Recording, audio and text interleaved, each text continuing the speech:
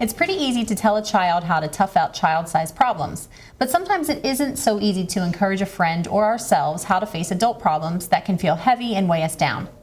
So Brittany, tell us a little bit about your journey with faith and perseverance. All right, so it started really when I was born. So my parents, there's 3 of us, and I was born first, completely fine. Everything was normal. 2 years later, they had my middle sister, Brianna. Everything actually was normal then too. So they had my youngest sister, Bree, 2 years later. Well, at about 4 years old, my middle sister, Brianna, had her first seizure. Well, that was like, what? That doesn't run anywhere in our family. Where did this come from? So after doctor visits and tests and all that, we come to find out that she has this very rare brain disorder that causes her to have seizures. Well, a couple years after my youngest sister was born, same thing. She had a seizure, and come to find out it's the same thing, rare brain disorder that causes her to have seizures.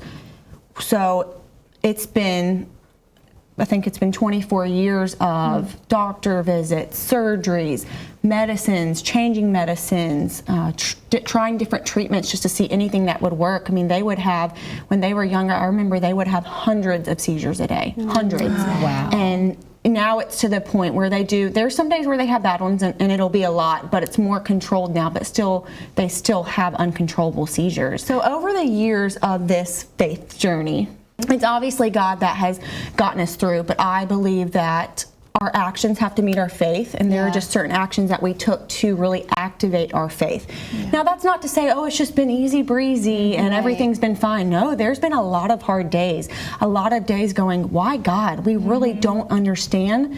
But at the end of the day, our parents taught us that no matter what, your faith just doesn't waver. You stand firm on the promises of God and what He says, and your faith just doesn't waver. And that's really just like a testament to them and the way that they raised us and taught us that no matter what, you always keep God first. They are just truly 2 of the strongest and most incredible people that I know. In a way, it doesn't matter what you're feeling. That's not to say you're not allowed to feel. Right. You're not allowed to feel angry or sad or whatever, but making a choice despite your feelings to continue in your faith and in your perseverance, to trust God, who knows. You may have no idea, the doctors may have no idea, but you are putting your faith and trust in a God who does. Absolutely. And I think too, when you know that you can't do it by yourself, you have to rely on His strength. That really gets you through. You know, I can do all things for Christ who gives me strength. Rely on His strength. Go to Him. When you're weary or you're struggling, just seek Him and He'll come and He'll meet you there.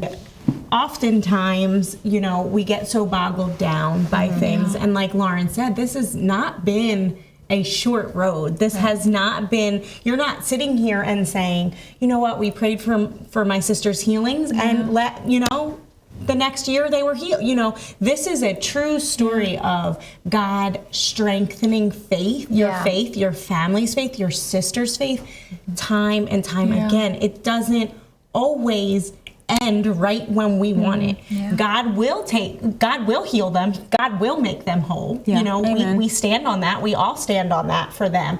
But it's in His time. And when, you know, and I think you are such a testimony, and your family is such a testimony of that like, you can still be joyful. You can still, you know, persevere through those times where you don't yet see it, but you claim it, and you can still have that joy, and you can still be joyful for what God has done. We can still say, but He will. That's right. Amen. That's right. Amen.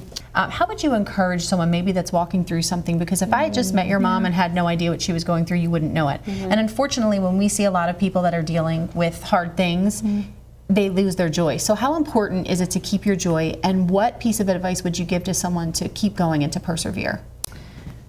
Joy is huge. In our family, we like to say, choose joy, because the joy of the Lord is my strength. That's what Nehemiah 8:10 says. And my mom is truly one of the most joyful people, and you can tell that it's from the Lord. She seeks His face every day. But they always, growing up, it's a lifestyle. We're going to make it a lifestyle. Good. We're in control of our emotions. So we choose whether we want to wake up today and be Eeyore, or do we want to choose joy and live for the Lord. Thanks for joining our Sisterhood of Faith. If you have any interesting topics you would like to see us cover on the show, please let us know in the comments below. And don't forget to check out all of our full 30-minute episodes on FISM.tv/outspoken.